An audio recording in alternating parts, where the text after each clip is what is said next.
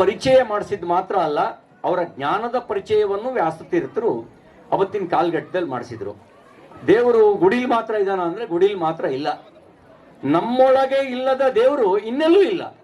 ನಮ್ಮೊಳಗೆ ಭಗವಂತ ಇದ್ದಾನೆ ಅಂತ ಭಾವಿಸಿದ್ರೆ ಅವನೆಲ್ಲ ಕಡೆನೂ ಇದ್ದಾನೆ.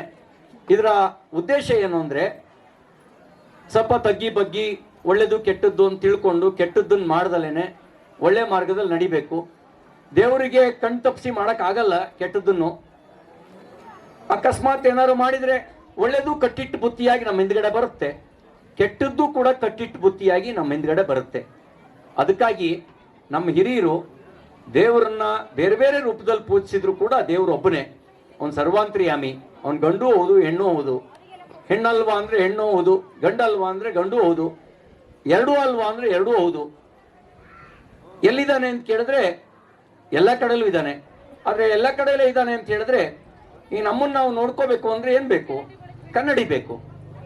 ಹಂಗಾಗಿ ನಮ್ಮ ಅಂತರಂಗದ ಭಕ್ತಿಯನ್ನು ಪ್ರಕಟೀಕರಿಸೋದಿಕ್ಕೆ ದೇವಾಲಯಗಳು ಒಂದು ಫೀಸ್ ರೂಪದಲ್ಲಿ, ಅಂದ್ರೆ ಕರೆಂಟ್ ಫೀಸ್ ಹೋಗುತ್ತಲ್ಲ, ಆ ಕರೆಂಟ್ ರೂಪದಲ್ಲಿ ನಮಗೆ ವ್ಯಕ್ತ ಆಗತ್ತೆ.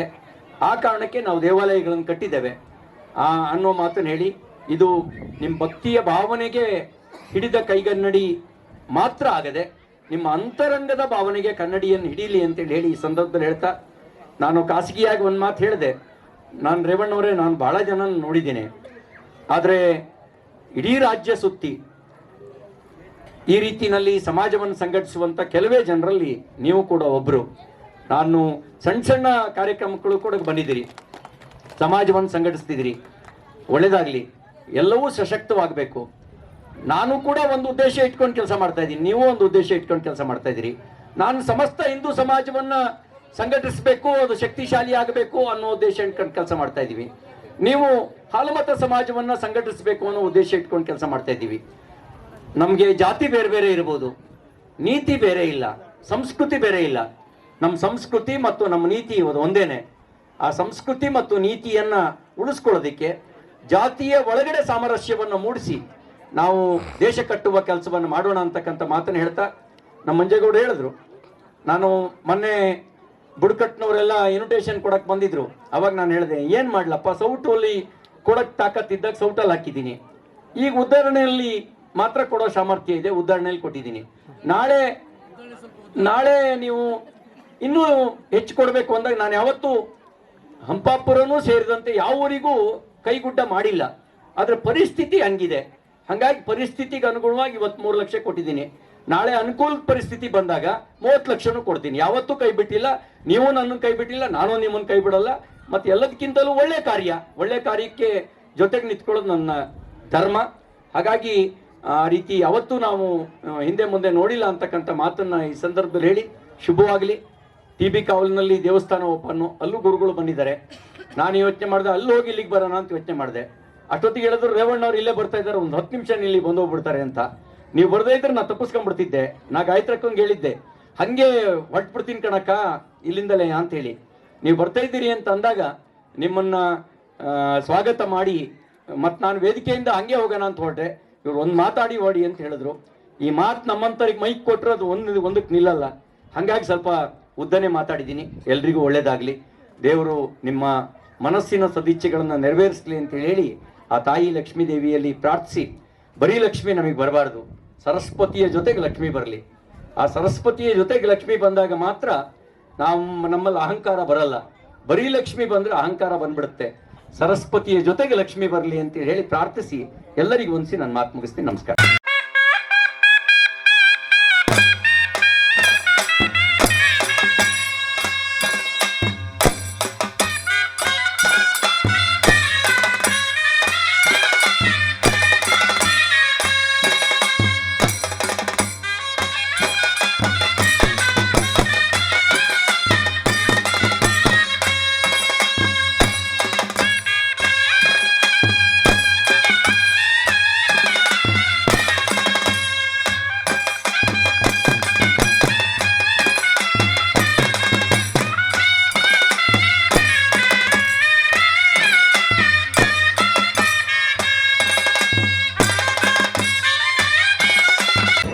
ಈ ದೇವಾಲಯ ಸಮಿತಿ ಪರವಾಗಿ ಈ ಕಾರ್ಯಕ್ರಮದ ಬಗ್ಗೆ ನಮ್ಮ ಮಹೇಶ್ರವರು ರಾಜ್ಯ ಪರಿಸರ ಮೌಲ್ಯ ಮಾಪನ ಪ್ರಾಧಿಕಾರ ಭಾರತ ಸರ್ಕಾರವರು 4 ಮಾತನಾಡಬೇಕಾಗಿ ಈ ಕೋರಿಕೆ.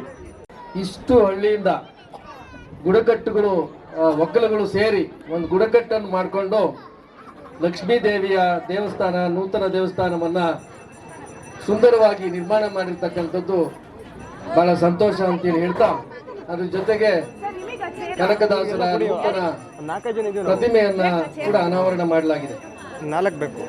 ಈ ಕಾರ್ಯಕ್ರಮಕ್ಕೆ ನಾವು ನಮ್ಮ ಎಚ್.ಎಂ. ರೇವಣ್ಣ ಸಾಹೇಬರನ್ನ ಕೇಳ್ಕೊಂಡಾಗ ಬಿಡುವಿಲ್ಲದ ಕಾರ್ಯಕ್ರಮ ಅವರಿಗೆ, ಇಡೀ ರಾಜ್ಯದಾದ್ಯಂತ ಸಂಚಾರ ಮಾಡ್ತಾ ಸಮಾಜವನ್ನ ಸಂಘಟನೆ ಮಾಡ್ತಾ ನಮ್ಮ ಹಾಲುಮತ ಸಮಾಜದ ಕಣ್ಮಣಿಯಾಗಿರ್ತಕ್ಕಂಥ ರೇವಣ್ಣರವರು, ನನಗೆಲ್ಲ ಒಂದ್ ಕಡೆ ಒಂದು ಆತಂಕ ಇತ್ತು, ಅವ್ರು ಬರ್ತಾರ ಇಲ್ವೋ ಅಂತೇಳಿ. ಅವ್ರು ನೆನ್ನೆ ಬರ್ಬೇಕಾಗಿತ್ತು, ಆದ್ರೆ ನೆನ್ನೆನೂ ಕೂಡ ಅವರಿಗೆ ನಿರಂತರ ಕಾರ್ಯಕ್ರಮಗಳಿದ್ದರಿಂದ ಇವತ್ತು ಬೆಳಿಗ್ಗೆ ಆಗಮಿಸಿದ್ದಾರೆ.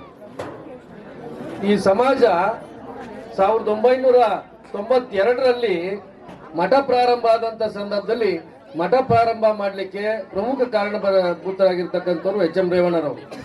ನಮಗೆಲ್ಲ ಒಂದ್ ಕಡೆ ಧಾರ್ಮಿಕವಾದ ದಿಕ್ಕೇ ಇರಲಿಲ್ಲ.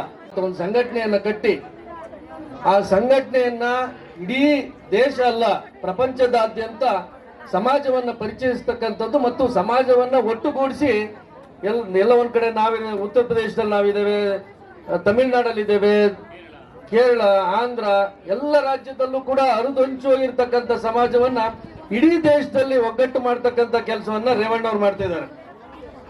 ನಿಮಗೆ ಗೊತ್ತಿರಲಿ, ಅವರು ಈಜಿಪ್ಟಿಗೆ ಹೋಗಿದ್ರು. ಈಜಿಪ್ಟ್ನಲ್ಲಿ ನಮ್ಮ ಸಮಾಜದ ಹಬ್ಬ ನಡೆಯುತ್ತೆ, ಕುರುಬರ ಹಬ್ಬ ನಡೆಯುತ್ತೆ. 5 ದಿವಸಗಳ ಕಾಲ ಹಬ್ಬ ನಡೆಯುತ್ತೆ, ಪ್ರತಿ ವರ್ಷ ನಡೆಯುತ್ತೆ. ಆ ಹಬ್ಬಕ್ಕೆ ನಮ್ಮ ಸಮಾಜವನ್ನ ಭಾರತದಿಂದ ನಮ್ಮೆಲ್ಲ ಜನರನ್ನ, ನಮ್ಮ ಸಮಾಜದವ್ರನ್ನ ಸೇರ್ಪಡೆಗೊಳಿಸಿ ಎಲ್ಲ ಒಂದ್ ಕಡೆ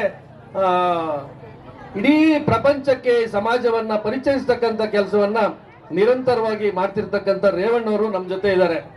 ಪೂಜ್ಯ ಸ್ವಾಮೀಜಿಯವರು ಕೆಲವೇ ಸಮಯದಲ್ಲಿ ಬಂದು ಇಲ್ಲಿ ನಮ್ಮ ಜೊತೆ ಜಾಯಿನ್ ಆಗ್ತಾರೆ.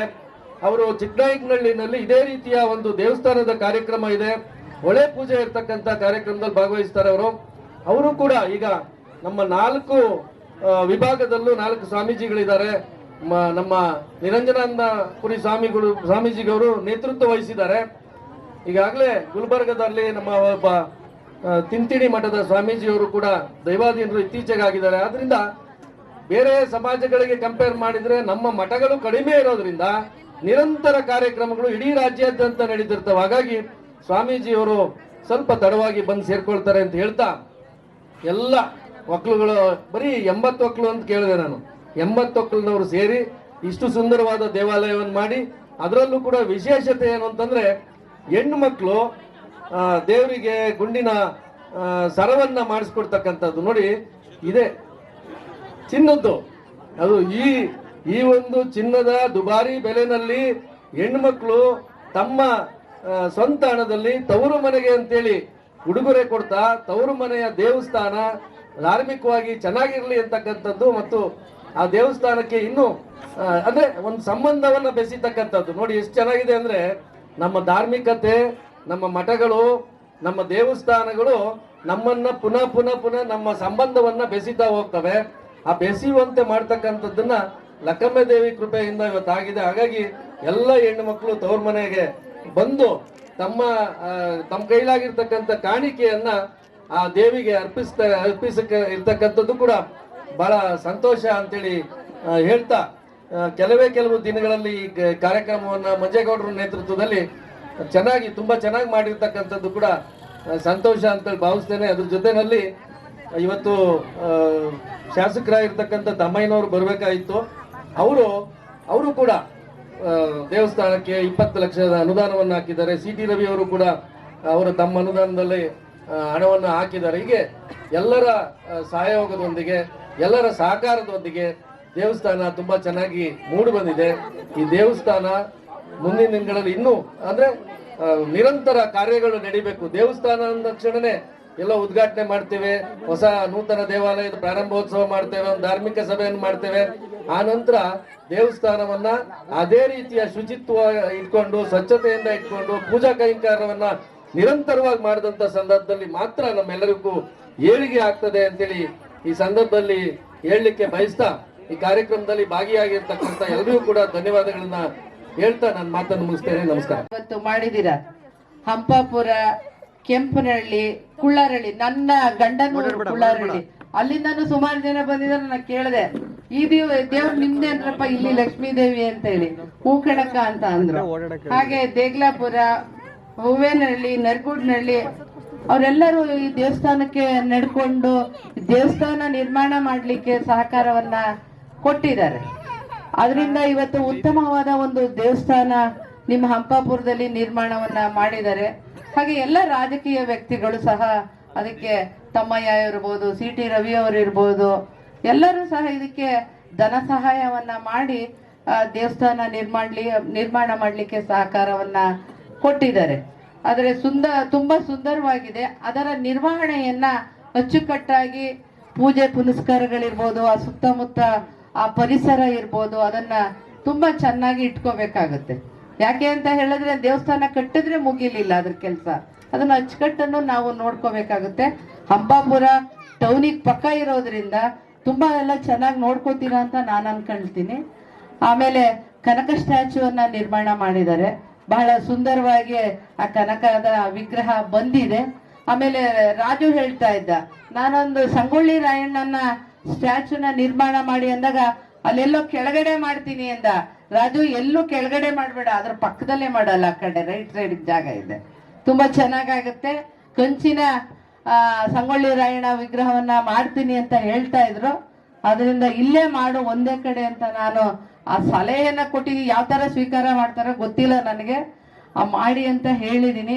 ತುಂಬಾ ಚೆನ್ನಾಗಿ ನಿರ್ಮಾಣವಾಗಿದೆ. ನಮ್ಮ 5 ಗ್ಯಾರಂಟಿಯ ಅಧ್ಯಕ್ಷರು ಇವತ್ತು ಹೆಣ್ಣು ಮಕ್ಕಳಿಗೆ 5 ಗ್ಯಾರಂಟಿಯನ್ನ ಕೊಟ್ಟು ನಮ್ಮ ಕರ್ನಾಟಕ ರಾಜ್ಯದ ಮುಖ್ಯಮಂತ್ರಿಗಳಾಗಿರುವಂತ ಸಿದ್ದರಾಮಯ್ಯನವರು ಹೆಣ್ಣು ಮಕ್ಕಳಿಗೆ ಅನುಕೂಲ ಆಗ್ಲಿ ಅನ್ನೋ ರೀತಿನಲ್ಲಿ 2,000 ಹಣ ಖಂಡಿತ ಎಲ್ರಿಗೂ ಬರ್ತಾ ಇದೆ ತಾನೆ?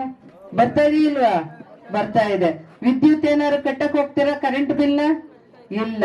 ಬಸ್ಸಲ್ಲಿ ಫ್ರೀ, ಎಲ್ಲಿಂದ ಎಲ್ಲಿ ಬೇಕಾದ್ರೂ ಹೋಗ್ಬೋದು. ಎಷ್ಟೊಂದು ದೇವಸ್ಥಾನ ನೀವು ಸುತ್ಕೊಂಡು ಬಂದಿರ್ಬೋದು, ಹೌದಲ್ಲ? ಹಾಗೆ ವಿದ್ಯಾರ್ಥಿಗಳಿಗೆ ಯುವ ನಿಧಿ ಅಂತ ಹೇಳಿ ಕೊಡ್ತಾ ಇದ್ದಾರೆ. ಹಾಗೆ ಅಕ್ಕಿಯನ್ನ 5 ಕೆಜಿಯಿಂದ 10 ಕೆಜಿ ಕೊಡ್ತಾ ಇದ್ರು. ಈಗ ಅದನ್ನ ಬದಲಾವಣೆ ಮಾಡಿ ಉಪ್ಪು, ಎಣ್ಣೆ, ತೊಗರಿಬೇಳೆ, ಮನೆಗೆ ಏನ್ ಬೇಕಾಗುತ್ತೆ ಆ ಸಾಮಗ್ರಿಗಳನ್ನ ಕೊಡಬೇಕು ಅಂತ ಹೇಳಿ ಸಿದ್ದರಾಮಯ್ಯನವರು ಹೇಳಿದ್ದಾರೆ.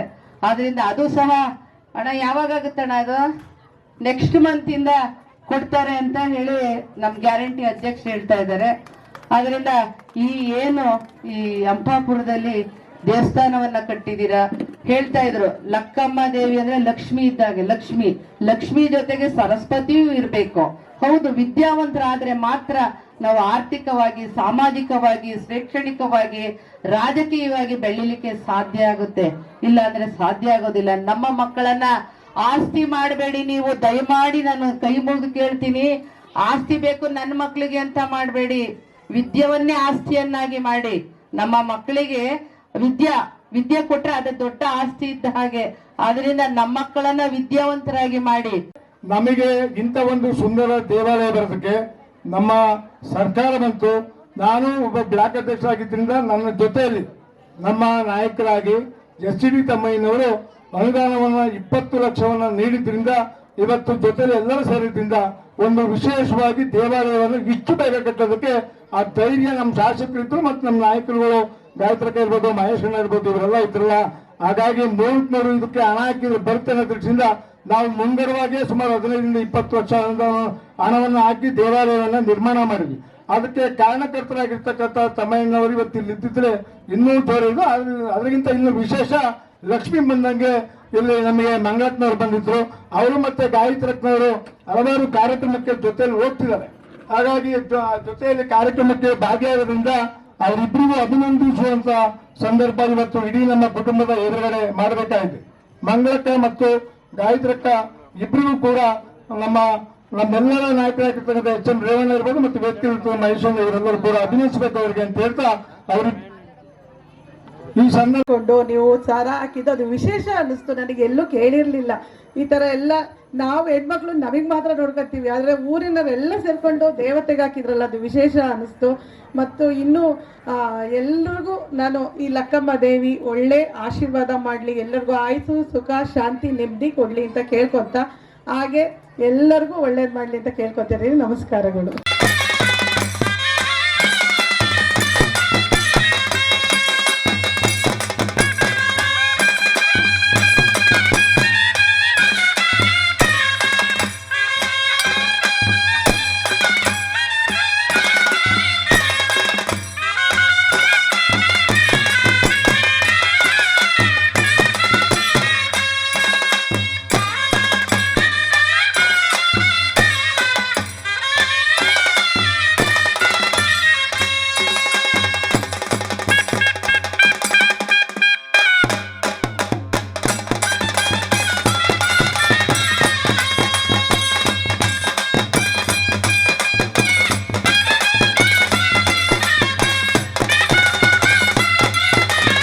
ನೋಡಿದ್ದೇವೆ.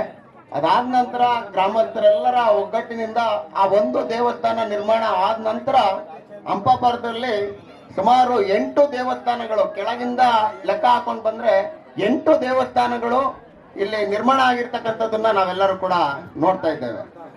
ಇವತ್ತು ಇಲ್ಲಿ ಈ ದೇವಸ್ಥಾನ ಕೇವಲ 80 ಒಕ್ಕಲು ದಾರರು ಇಲ್ಲಿ ನಿರ್ಮಾಣವನ್ನ ಮಾಡ್ಲಿಕ್ಕೆ ಹೊರಟಂತ ಸಂದರ್ಭದಲ್ಲಿ ನಮ್ಮ ಊರಿನ ಎಲ್ಲ ಜನರು ಕೂಡ ಇದಕ್ಕೆ ಸಹಕಾರವನ್ನ ನೀಡ್ತಾ ಮಂಜೇಗೌಡರು ಅಧ್ಯಕ್ಷತೆಯನ್ನ ವಹಿಸ್ಕೊಂಡು ಈ ದೇವಸ್ಥಾನವನ್ನ ನಾವು ನೋಡ್ತಾ ಇದ್ವಿ. ಪ್ರತಿದಿನ ಇಲ್ಲಿ ನೋಡ್ಕೊಂಡು ಅದ್ರ ಜೊತೆಗೆ ಅದನ್ನ ನಿರ್ಮಾಣದ ವೇಗವನ್ನ ನಾವು ನೋಡಿದಾಗ ಇದೇನು ಇಷ್ಟು ಬೇಗ ಆಗ್ತಾ ಇದೆ ಅಂತಕ್ಕಂಥದ್ದು ನಮಗೆ ಅನ್ನಿಸ್ತಾ ಇತ್ತು. ಅದ್ರ ಮಂಜೇಗೌಡರು ಅವಾಗಲೇ ಹೇಳಿದ ರೀತಿನಲ್ಲಿ ಇದಕ್ಕೆ ಅನುದಾನನೂ ಕೂಡ ಅದೇ ರೀತಿನಲ್ಲಿ ಹರಿದು ಬಂದಿದೆ.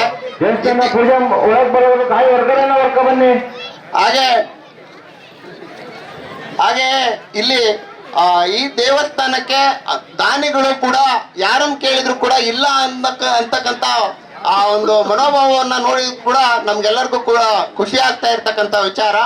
ಹಾಗೆ ಈ ಒಂದು ದಿನ ಗ್ರಾಮದ ಎಲ್ಲರೂ ಕೂಡ ಒಗ್ಗಟ್ಟಿನಿಂದ ಬೆಳಿಗ್ಗೆನೂ ಕೂಡ ಅಲ್ಲಿ ಗಂಗೆ ಪೂಜೆಯನ್ನ ಮಾಡಿಕೊಂಡು ವಿಜೃಂಭಣೆಯಿಂದ ಆಚರಣೆ ಮಾಡಿರ್ತಕ್ಕಂಥದ್ದನ್ನ ನಾವೆಲ್ಲರೂ ಕೂಡ ಕಣ್ತುಂಬಿಕೊಂಡಿದ್ದೇವೆ. ನಾವು ಹಿಂದೆ ಯಾವತ್ತೂ ಕೂಡ ಇಷ್ಟು ದೇವರುಗಳು ನಮ್ಮ ಹಂಪಾಪುರದಲ್ಲಿ ಇಷ್ಟೊಂದು ಮೆರವಣಿಗೆ ವಿಜೃಂಭಣೆಯಿಂದ ಆಚರಣೆಯನ್ನ ಮಾಡಿದ್ದನ್ನ ನಾವ್ಯಾರು ನೋಡಿರ್ಲಿಲ್ಲ. ಇವತ್ತು ತುಂಬಾ ಖುಷಿ ಆಗ್ತಾ ಇದೆ. ಅದಕ್ಕೆ ನಿಮ್ಮೆಲ್ಲರ ಸಹಕಾರವೇ ಕಾರಣ ಅಂತ ಹೇಳಲಿಕ್ಕೆ ಬಯಸ್ತೇನೆ. ಹಾಗೆ ಇಲ್ಲಿ ವೇದಿಕೆ ಮೇಲೆ ಇರ್ತಕ್ಕಂಥ ಗಣ್ಯರು ಹಾಗೂ ಮುಂಭಾಗದಲ್ಲಿ ಇರ್ತಕ್ಕಂಥ ಎಲ್ಲ ನಮ್ಮ ಆತ್ಮೀಯರಿಗೂ ಕೂಡ ನನಗೆ ಮಾತನಾಡಲಿಕ್ಕೆ ಅವಕಾಶ ಮಾಡಿಕೊಟ್ಟಂತ ನಿಮ್ಮೆಲ್ಲರಿಗೂ ಕೂಡ ಹೊಂದಿಸ್ತಾ ನನ್ನ ಮಾತುಗಳನ್ನ ನಿಲ್ಲಿಸ್ತೇನೆ. ಧನ್ಯವಾದಗಳು. ರಾಜೀವ್ ಅವರಿಗೆ ಧನ್ಯವಾದಗಳು. ಸಭೆಯನ್ನು ಕುರಿತು ಶ್ರೀ ಗ್ರಾಮ ಪಂಚಾಯತ್ ಸದಸ್ಯರಂತ BV ವಿಜಯ್ ಕುಮಾರ್ ಅವರು ಸಹ ಮಾತನಾಡಬೇಕಾಗಿ ಕೋರ್ತಿದ್ದೆ. ಕಷ್ಟ ಆದರೆ ಒಂದೊಂದು ಕೂಲಿ ಮಾಡಲು ಸದಾ MS ಅವರ ಹಾಕಿ 80 ಒಕ್ಕಲು ಕಟ್ಟಿ ಇಷ್ಟೊಂದು ಸುಂದರವಾದ ದೇವಸ್ಥಾನವನ್ನು ಕಟ್ಟಿದ್ದಾರೆ. ಆ ಲಕ್ಕಮ್ಮ ದೇವಿ ಎಲ್ಲರಿಗೂ ಆರೋಗ್ಯ ಐಶ್ವರ್ಯ ಕೊಟ್ಟು ಕಾಪಾಡಲಿ ಅಂತ ಹೇಳ್ತಾ ನನಗೆ ಮಾತನಾಡಲು ಅವಕಾಶ ಕೊಟ್ಟಂತ ಎಲ್ಲರಿಗೂ ಹೊಂದಿಸಿ ನನ್ನ ಮಾತು ಮುಗಿಸ್ತೇನೆ. ಬೆಡಗೆರೆ ಪ್ರವೀಣ್ ನಾಲ್ಕು ಮಾತನಾಡಬೇಕಾಗಿ ಕೇಳ್ತಿದ್ದೆ. ಗೌಡ್ರೆ ಹಾಗೂ ವೇದಿಕೆ ಮೇಲಿರುವಂತಹ ಎಲ್ಲ ಮುಖ್ಯ ಗಣ್ಯರೇ, ವೇದಿಕೆ ಮೇಲೆ ಎದುರುಗಡೆ ಇರುವಂತಹ ಎಲ್ಲ ಹಂಪಾಪುರ ಗ್ರಾಮಸ್ಥರು, ಏನು ಈ ದೇವಸ್ಥಾನ ಕಟ್ಟಲಿಕ್ಕೆ ಕಾರಣಭೂತವಾದಂತಹ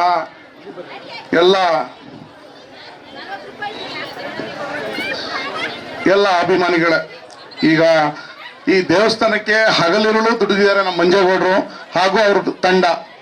ಈ ದೇವಸ್ಥಾನ ಅತಿ ಸುಂದರವಾಗಿ ಮೂಡಿ ಬಂದಿದೆ. ಆ ತಾಯಿ ಲಕ್ಕಮ್ಮ ದೇವಿ ತಮ್ಮೆಲ್ಲರಿಗೂ ಒಳ್ಳೇದ್ ಮಾಡ್ಲಿ ಅಂತ ಕೇಳ್ಕೊಳ್ತಾ, ನಿಮ್ಮೆಲ್ಲರಿಗೂ ಒಳ್ಳೇದಾಗ್ಲಿ ಅಂತ ಬಯಸ್ತಾ ನನ್ನ 2 ಮಾತನ್ನು ಮುಗಿಸ್ತೇನೆ. ಜೈ ಹಿಂದ್, ಜೈ ಕರ್ನಾಟಕ. ಗ್ರಾಮ ಪಂಚಾಯತಿಯ ಅಧ್ಯಕ್ಷರಾದಂತ ನೀಲಾ ಪುಟ್ಟೇವರು ತಮ್ಮ ಒಂದು ಶುಭ ಕೋರಬೇಕು ಕೋರ್ತಾ ಇದ್ದೇನೆ.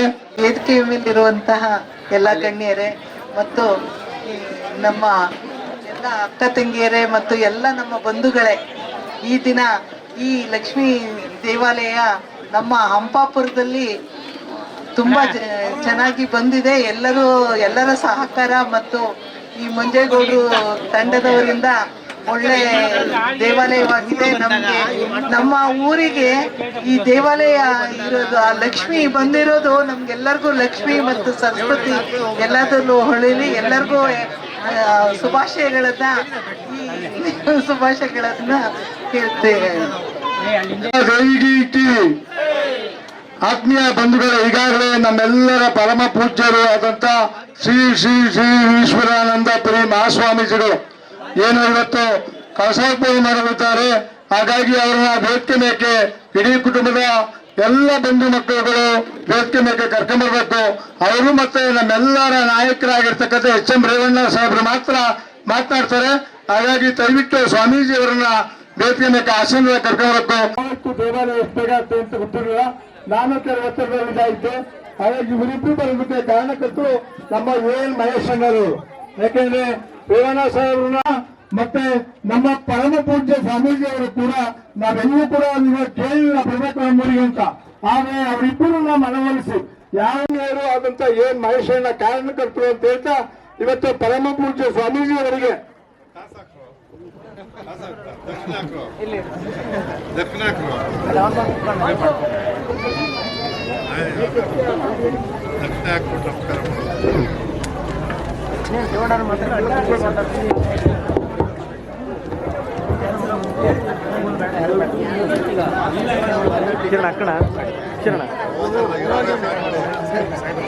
ಹಾಗಾಗಿ ಇಬ್ಬರು ಕುಟುಂಬ ಮತ್ತೆಲ್ಲ ಹೆಣ್ಣು ಮಕ್ಕಳು ಮತ್ತು ಅಂಪಾಪುರ ಗ್ರಾಮದ ಬಂಧುಗಳ ಸಹಕಾರ ಪ್ರತಿಯೊಬ್ಬರ. ಯಾಕೆಂದ್ರೆ ನಾವೊಂದು ನಿರೀಕ್ಷೆ ಇಟ್ಟಿದ್ದು ಒಂದು 6,000 ಜನ ಸೇರ್ಬೋದು ಅಷ್ಟೇ ಊಟಕ್ಕೆ ಅಂತ. ಆದ್ರೆ 10,000ಕ್ಕೂ ಹೆಚ್ಚು ಜನ 3 ದಿನದ ಬಿಡುವಿಲ್ಲದೆ ಊಟ ಉಪಚಾರ ಪ್ರತಿಯೊಂದರಲ್ಲೂ ಸಹಕಾರ ಎಲ್ಲ ರೀತಿಯ ಅವಕಾಶವನ್ನ ದೇವಾಲಯದಲ್ಲಿ ಇಡೀ ಅಂಪಾಪುರ ಗ್ರಾಮದ ಬಂಧುಗಳು ಎಲ್ಲ ಅಣ್ಣ ತಮ್ಮದು ಮಾಡಿಕೊಡ್ತಿರೋದ್ರಿಂದ ಇದೊಂದು ವಿಶೇಷವಾದ ಕಾರ್ಯಕ್ರಮಕ್ಕೆ ಕಾರಣಕರ್ತರಂತಹ ಮಹೇಶ್ ಅಣ್ಣವರು ನಮಗೆ ಮುಖ್ಯ ಅತಿಥಿಗಳಾಗಿದ್ರು. ಹಾಗಾಗಿ ಅವರ ಸಂದರ್ಭದಲ್ಲಿ ಹೇಳ್ಬೇಕಾಯ್ತು, ಸ್ವಾಮೀಜಿ ಮುಖಾಂತರ ಹೇಳ್ಬೇಕು ಅಂತಕ್ಕಂಥ ವಿಚಾರ ಇತ್ತು. ಅವ್ರು ಇನ್ನೂ ಉನ್ನತ ಮಟ್ಟಕ್ಕೆ ಬೆಳೆದಿ ಅಂತ. ಈಗ ದಯವಿಟ್ಟು ಯಾರು ಹೋಗ್ಬಾರ್ದು, ಸ್ವಾಮೀಜಿ ಅವರ ಆಶೀರ್ವಚನ ಮುಖ್ಯ. ಅವರ ಅಷ್ಟು ದೂರದಿಂದ ಮಂದಿದ್ದಾರೆ ಅಂದ್ರೆ ನಮ್ಮ ಸೌಭಾಗ್ಯ ಅದು. ಇಂತಹ ಭಾಗ್ಯವನ್ನ ಕಳ್ಕೊಳ್ಳುವಂತ ಕೆಲಸ ಮಾಡಬಾರ್ದು ಅಂತ ಹೇಳ್ತಾ ಈಗ ನಮ್ಮೆಲ್ಲರ ಅಚ್ಚುಮೆಚ್ಚಿನ ನಾಯಕರು ಇಡೀ ಸಮಾಜ ದೇಶದಂತ ಸುತ್ತಿ ಸಮಾಜ ಕಟ್ಟುವಂತ ಕೆಲಸವನ್ನ ಮಾಡ್ತಿದ್ರೆ ಅಂತ ಒಬ್ಬ ಏಕೈಕ ನಾಯಕರಲ್ಲಿ ಸಿದ್ದರಾಮಯ್ಯನವರ ಜೊತೆಗೂಡಿ ಧ್ವನಿಗೂಡಿಸಿ ಅವರ ಜೊತೆ ಇವತ್ತು ಕೂಡ ಕೆಲಸವನ್ನ ಮಾಡ್ತಿರ್ತಕ್ಕಂಥ ಸಮಾಜ ಕಟ್ಟುತ್ತಿರ್ತಕ್ಕಂಥ ಮಹಾನ್ ನಾಯಕರಲ್ಲಿ ಪಂಚ ಗ್ಯಾರಂಟಿಗಳ 5 ಇವತ್ತೇನೋ ರಾಜ್ಯದಂತ ಸುಭಿಕ್ಷವಾಗಿ ನಡೀತಿರ್ತಕ್ಕಂಥ ಕಾರ್ಯಕ್ರಮದಲ್ಲಿ ಬಹು ಪ್ರಮುಖರಾಗಿರ್ತಕ್ಕಂಥ ನಮ್ಮೆಲ್ಲರ ನಾಯಕರು ಅಂತ ಎಚ್.ಎಂ. ರೇವಣ್ಣರವರು ಮಾತಾಡಬೇಕು ಕೋರ್ತೀನಿ. ಶ್ರೀ ಶ್ರೀ ಈಶ್ವರಾನಂದಪುರಿ ಮಹಾಸ್ವಾಮಿಗಳಲ್ಲಿ ಭಕ್ತಿಪೂರ್ವಕ ನಮನಗಳನ್ನ ಅರ್ಪಿಸುತ್ತಾ ಈ ಕಾರ್ಯಕ್ರಮದ ಅಧ್ಯಕ್ಷರು ಹಾಗೂ ದೇವಾಲಯದ ಕಾರ್ಯವನ್ನು ಯಶಸ್ವಿಯಾಗಿ ನಿರ್ವಹಿಸಿ 1 ವರ್ಷದ 2 ತಿಂಗಳಲ್ಲಿ ಈ ಉತ್ತಮವಾದ ದೇವಸ್ಥಾನ ನಿರ್ಮಾಣಕ್ಕೆ ಶ್ರಮ ವಹಿಸಿದಂಥ ಇದರ ಅಧ್ಯಕ್ಷರು ಮತ್ತು ಬ್ಲಾಕ್ ಕಾಂಗ್ರೆಸ್ಸಿನ ಅಧ್ಯಕ್ಷರು ಆತ್ಮೀಯರಾದಂಥ ಮಂಜೇಗೌಡ್ರೆ, ಈ ಕಾರ್ಯಕ್ರಮಕ್ಕೆ ನನ್ನನ್ನು ಆಹ್ವಾನವನ್ನು ಮಾಡಿ ಬರೋದಕ್ಕೆ ಪ್ರಯತ್ನ ಮಾಡಿದಂಥ ನನ್ನ ಆತ್ಮೀಯ ಯುವ ಮಿತ್ರ ರಾಜ್ಯ ಪರಿಸರ ಮಾಲಿನ್ಯ ಮಾಪನದ ಪ್ರಾಧಿಕಾರ ಅಧ್ಯಕ್ಷರಾದಂಥ ಮಹೇಶ್ ಅವರೇ, ಈಗ ತಾನೇ ತಮ್ಮನ್ನು ಉದ್ದೇಶ ಮಾತನಾಡಿ ನಿರ್ಗಮಿಸಿದಂಥ ಮಾಜಿ ವಿಧಾನ ಪರಿಷತ್ತಿನ ಮಾಜಿ ಸಚಿವರು ಮತ್ತು ಪ್ರಸ್ತುತ ವಿಧಾನ ಪರಿಷತ್ ಸದಸ್ಯರಾದಂಥ ರವಿ ಅವರೇ, ಗಾಯತ್ರಿ ಶಾಂತೇಗೌಡ್ರೆ ಹಾಗೂ ಕಾರ್ಯಕ್ರಮದಲ್ಲಿ ಭಾಗಿಯಾಗಿರ್ತಕ್ಕಂಥ ನನ್ನ ಜೊತೆಯಲ್ಲಿ ಬಂದಿರತಕ್ಕಂಥ ಐ.ಟಿ. ನಾಗರಾಜ್ರವರೇ, ಹೊಸಕೋಟಪ್ಪನವರೇ, ವಿಜಯಕುಮಾರ್ ಅವರೇ, ಪುಟ್ಟೇಗೌಡ್ರೆ ಹಾಗೂ ರಾಜು ಅವರೇ, ವೇದಿಕೆ ಮೇಲಿರ್ತಕ್ಕಂಥ ಆಹ್ವಾನಿತ ಗಣ್ಯರೇ ಮತ್ತು ಮುಂಭಾಗದಲ್ಲಿರ್ತಕ್ಕಂಥ ಭಕ್ತರೇ ಹಾಗೂ ಮಾಧ್ಯಮದ ಗೆಳೆಯರೇ, ನಾನು ಸ್ವಲ್ಪ ಮಾತಾಡೋಣ ಅಂದ್ಕೊಂಡಿದ್ದೆ.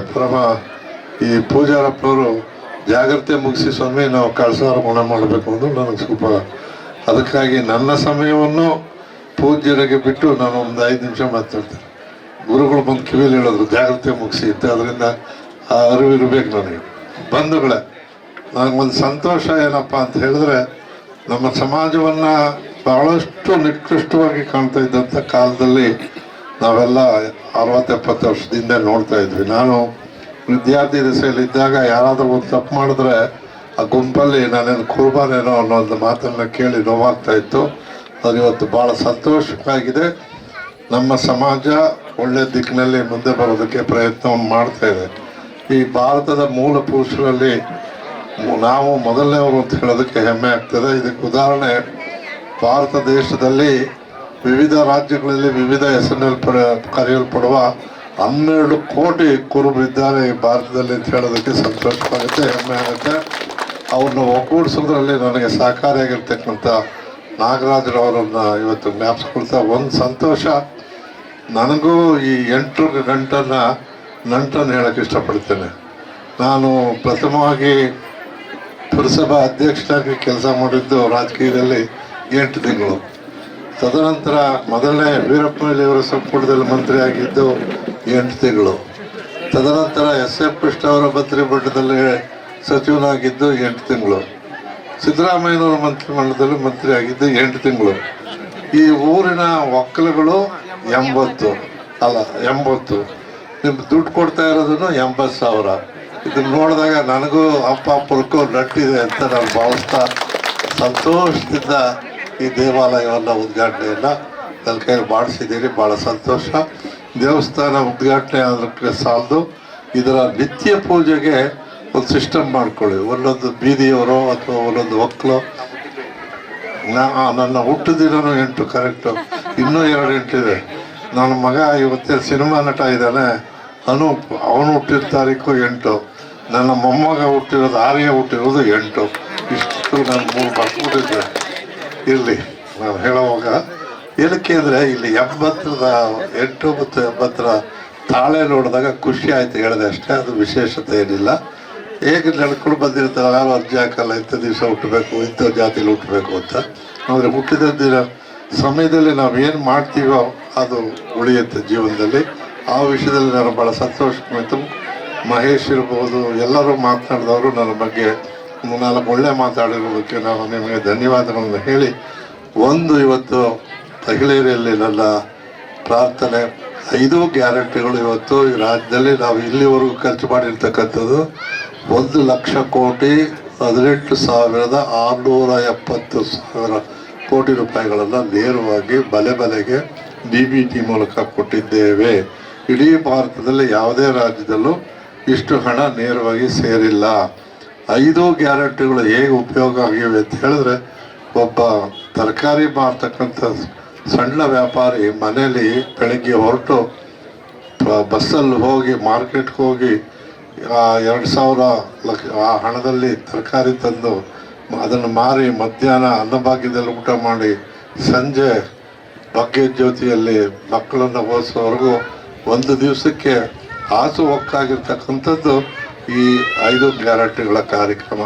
ಇದನ್ನು ನೋಡಿದಾಗ ಇನ್ನು 5ನೇ ಗ್ಯಾರಂಟಿ ಯುವ ನಿಧಿ ಬಗ್ಗೆ ನಾನು ಹೆಚ್ಚಿಗೆ ಹೇಳಕ್ಕೆ ಹೋಗಲ್ಲ. ಯಾಕೆಂದರೆ ಭಾರತ ಸರ್ಕಾರದ ಪ್ರಧಾನಿಗಳು 2 ಕೋಟಿ ಉದ್ಯೋಗ ಕೊಡ್ತೀವಿ ಅಂತ ಹೇಳಿದ್ರು, 2 ಕೋಟಿ ಉದ್ಯೋಗ ಕೊಡಲಿಲ್ಲ.